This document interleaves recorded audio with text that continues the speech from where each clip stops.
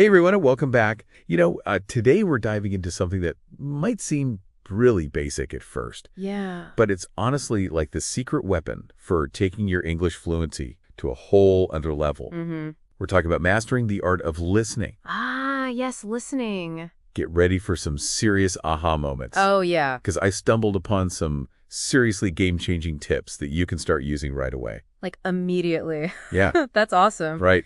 So, I think it's funny how we often get so fixated on speaking a new language, Yeah. that we totally forget about the skill that forms the foundation for everything. Yeah. Listening. yeah, it's true. It's true. We're so eager to express ourselves Mm-hmm. that we overlook the fact that we need to understand Yeah. what other people are saying first. For sure. For sure. It's like trying to build a house, starting with the roof. Oh, that's a good one. Listening is the foundation Yeah. upon which everything else is built. Speaking, reading, writing, you name it. Yeah. Think about how babies learn their first language. Yeah. They spend months just soaking up the sounds, rhythms, intonation. Oh, yeah. It's all input before they even utter a word. It's true. Isn't that I interesting? think it is very interesting, yeah. So are you saying that instead of stressing over grammar rules Right. or memorizing vocabulary lists, we should just focus on listening? Well, it's not quite that simple, but Oh, yeah. listening is definitely the cornerstone. Okay. And I'm not just talking about passively hearing words. Yeah. It's about active listening, really tuning in, deciphering the meaning, understanding the context. Okay, so active listening. Active listening. I get that it's important, but sometimes it feels like native Yeah. speakers are speaking a secret code. Yeah, Especially when they throw in slang idioms right. or talk at lightning speed. Absolutely. I hear you. Those are definitely some of the biggest challenges learners face. Yeah. But here's the thing. The more you listen, Mm-hmm. the more you'll crack that code. Oh. You'll start to recognize patterns, anticipate phrases, Yeah. and realize that even if you miss a word here and there, Okay. you can still grasp the main idea. That's reassuring. Yeah. Yeah, it's easy to get discouraged when you feel like you're missing half of what's being said. Right. But how do we actually get better at this? What are some practical steps we can take Mm-hmm. to level up our listening game? Well, first and foremost, patience and consistency are key. Okay, Language learning is a marathon, not a sprint. right? But don't worry, it's not just about putting in hours of passive listening. Okay. There are tons of fun and engaging resources out there that can help you along the way. All right, spill the beans. What are these magical resources? Okay, so podcasts designed for learners Okay, are fantastic because they often use clear, slower-paced English. right. They cover a wide range of topics, so you can find something that piques your interest. I love podcasts. Yeah. It's like having a conversation with someone while you're commuting, working out, Yeah. or just relaxing at home. But what if I want something a bit more immersive? Okay. Something that feels less like learning and more like entertainment. Then audiobooks Okay. are your best friend. Oh, right. You can choose from classic literature, contemporary fiction, or even nonfiction books on topics you enjoy. Mm-hmm. The beauty of audiobooks is that you can follow along with the written text Yeah. while listening, Oh, which helps reinforce your understanding and build your vocabulary. okay. That's a great idea. I've never thought about using audiobooks for language learning. Yeah. But what about something more visual? Okay. I'm a big movie buff, and I'd love to learn while watching my favorite shows. Movies and TV shows Yeah. can be incredibly helpful, especially if you start with simpler dialogues Okay? and gradually increase the complexity. Mm-hmm. Using subtitles can be a crutch initially, but challenge yourself to rely on them less and less as you improve. So it's like working out a muscle. You start with lighter weights Exactly. and gradually increase the resistance. Exactly. And speaking of working out, Okay? there are specific exercises you can do to train your ears and boost your listening comprehension. Ooh, this is where it gets interesting. Tell me more about these exercises. One of my favorites is the shadowing technique. Okay. It involves listening to a speaker and then repeating what they said immediately after, Yeah. almost like an echo with a purpose. That sounds like a fun challenge, but does it really work? Trust me, it does wonders for your pronunciation, Oh, wow. rhythm, and fluency. Okay. It might feel a bit silly at first, Yeah. but the more you practice, the more natural it becomes. Okay, I'm sold. I'm going to try that tonight with my favorite podcast. Any other exercises I should add to my listening workout routine? Absolutely. Another effective technique is dictation. Dictation. Okay. You listen to a short audio clip, pause it, and write down everything you hear. Mm-hmm. This helps you focus on individual words and sounds, Yeah. improving your accuracy and attention to detail. So we've got podcasts, audiobooks, movies, shadowing, and dictation. It's a pretty solid arsenal for tackling English listening. Right. But let's be real. One of the most daunting aspects for many learners is dealing with different accents. You're absolutely right. Right. British, American, Australian, Mm-hmm. and all the variations in between. Yeah. They can sound like completely different languages sometimes. Sometimes. It's true, and it's easy to get intimidated and feel like you'll never understand anyone outside of your textbook recordings. Yeah. But I'm guessing you have some words of wisdom to share on this front, right? Of course. Accents are a natural part of any language, and English is no exception. Think of it like exploring different regions of a vast and diverse country. Oh, I like that. Each region has its unique charm, its own dialect, its own way of speaking. So instead of seeing accents as obstacles, Right. we should see them as opportunities to broaden our understanding and appreciation of the language. Exactly. And the best way to get comfortable with different accents is through exposure. Okay. The more you listen to a variety of speakers, Yeah. the more your ear will adapt and tune into the subtle differences. So it's like training our ears to become multilingual within a single language. Precisely now, instead of shying away from those unfamiliar sounds, lean into them, seek out opportunities to listen to people from different backgrounds, different regions, different walks of life. Okay, I'm game, but where do I even start? I can't exactly travel the world just to listen to different accents. You don't have to. We live in a digital age where the world is at our fingertips. Yeah. There are countless resources available online that can help you immerse yourself in a variety of accents. Like what? Give me some specifics. Well, for starters, YouTube is a goldmine. Oh, yeah? You can find interviews, documentaries, blogs, and all sorts of content featuring speakers from all over the globe. That's true. I often find myself clicking on videos from different countries just out of curiosity. Exactly, and each time you do that, you're exposing your ears to new sounds, new rhythms, new ways of speaking. It's like a mini language adventure without even leaving my couch. Precisely. And don't forget about streaming services like Netflix, Hulu, or Amazon Prime. Oh, yeah? They offer a wide range of movies and TV shows from various countries, allowing you to immerse yourself in different accents while enjoying some quality entertainment. Okay, so YouTube streaming services, what else? I'm starting to feel that excitement of exploring a new world of sounds. Well, have you ever considered listening to international news channels? Not really. BBC World News, Al Jazeera English, CNN International. Yeah. They all offer different perspectives on global events, and you get to hear a variety of accents from reporters and correspondents around the world. That's a great idea. I usually stick to my local news, but I can definitely see the value in branching out. And don't underestimate the power of music. Oh, yeah? Listening to songs in English from different countries and genres can be a fun but engaging way to train your ear. You're totally right. I love discovering new music, and it's even more rewarding when I can understand the lyrics.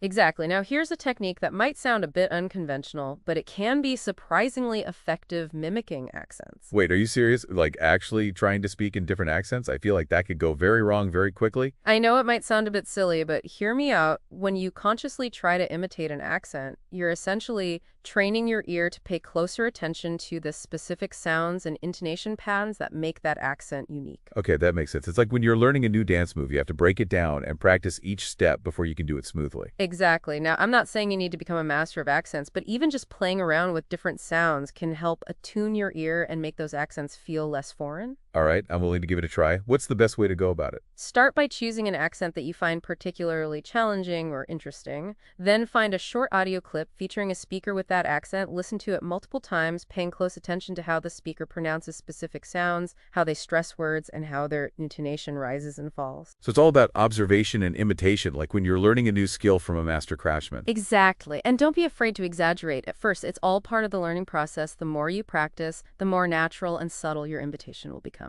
Okay, I'm getting excited about this. It's like adding a new dimension to my language learning journey. But I have to ask, does all this focus on accents actually help with real-life conversations? After all, those are the ultimate test, right? You're absolutely right, and the answer is a resounding yes. The more comfortable you become with different accents, the easier it will be to understand people from various backgrounds in real-life situations. So it's like building a bridge between textbook English and the real world. Precisely, and it's not just about understanding the words, it's about picking up on those subtle cues, the nuances of communication that go beyond just grammar and vocabulary. So accents, body language, facial expressions, tone of voice, it all plays a role in effective communication. Absolutely, and the more you expose yourself to these elements, the more confident and fluent will become in your interactions with native speakers. It's like becoming a cultural chameleon, adapting to different environments and communication styles. Exactly. Now let's talk about another crucial aspect of listening that often gets overlooked, the connection between listening and vocabulary acquisition. Oh, that's an interesting one.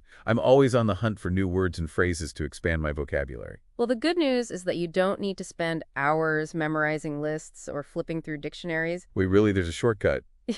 You could say that the most effective way to build your vocabulary is through natural exposure, Meaning, meaning that the more you listen to native speakers in various contexts, the more words and phrases you'll naturally encounter. so it's like osmosis words just seep into my brain through my ears. Well, not exactly. It's not a passive process. You have to be actively engaged with what you're listening to. Right, active listening, we talked about that earlier. It's about being present, paying attention, and trying to decipher the meaning. Exactly. When you're truly engaged with the language, you're more likely to pick up on new words and phrases and remember them. So it's not just about hearing the words, it's about making them stick. Precisely. And that's where context comes into play. Context, you mean the situation or the topic being discussed. Exactly. When you encounter new words in context, you get a better understanding of their meaning and how they're used. It's like seeing a word in action rather than just reading its definition in a dictionary. That's a great way to put it. And the more you listen to different types of content, podcasts, audiobooks, movies, conversations, the more diverse your vocabulary will become. So it's like building a mental library filled with words and phrases from all walks of life. Exactly. And the best part is that this library is constantly expanding as you continue to listen and learn. This is all starting to make so much sense, but I have a confession to make sometimes when I'm listening to native speakers, especially in fast-paced conversations. I feel like I'm drowning in a sea of words. I miss chunks of information, and I start to panic. I completely understand. It's a common experience for language learners, especially in those initial stages. It's like being thrown into the deep end of the pool when you're still learning to swim.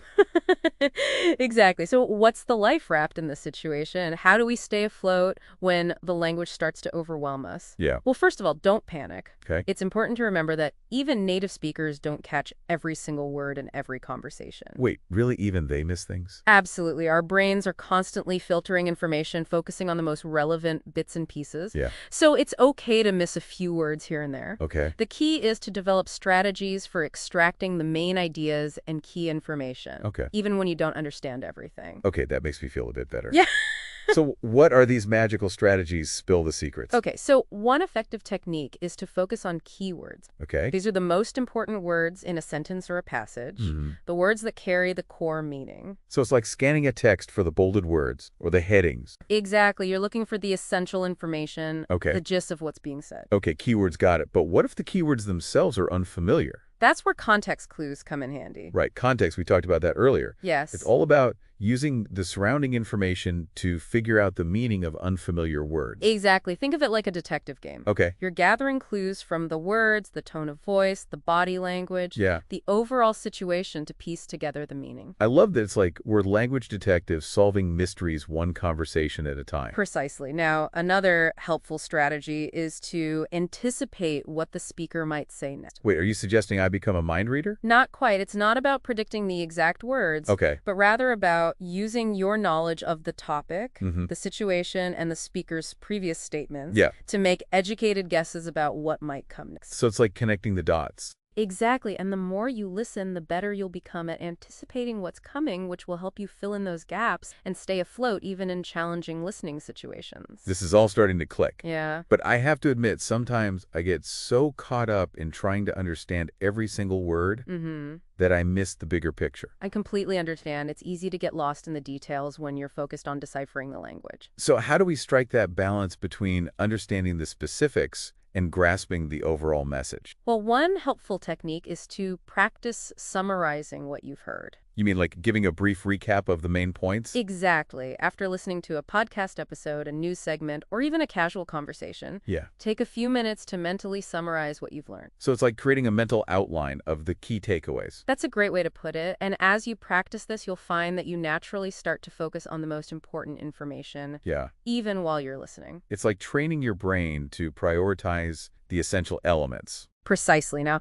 another helpful tip is to pay attention to the speaker's tone of voice and body language. Yeah. These nonverbal cues can often convey as much meaning as the words themselves. Ah, yes, we talked about this earlier. Yes. It's all about reading between the lines, Right. picking up on those subtle signals that go beyond the spoken word. Exactly. For example, if a speaker's tone is sarcastic, Okay. that their words shouldn't be taken literally. Right. Or if someone is speaking with a lot of enthusiasm and their body language is animated, you can assume they're passionate about the topic. So it's like adding another layer of understanding, a deeper level of comprehension. Precisely. And the more you practice paying attention to these nonverbal cues, the more nuanced and insightful your listening skills will become. This is all so fascinating, but I have to ask, what about those times when we feel like we're hitting a plateau? Mm-hmm. Like we're not making progress, no matter how much we practice? Ah, the dreaded plateau. It's a common experience for language learners, but it's important to remember that it's just a temporary phase. So it's not a sign that we're failing or that we're not cut out for language learning. Absolutely not. Think of it like climbing a mountain. Okay. You can't expect to reach the summit in one straight climb. Hmm.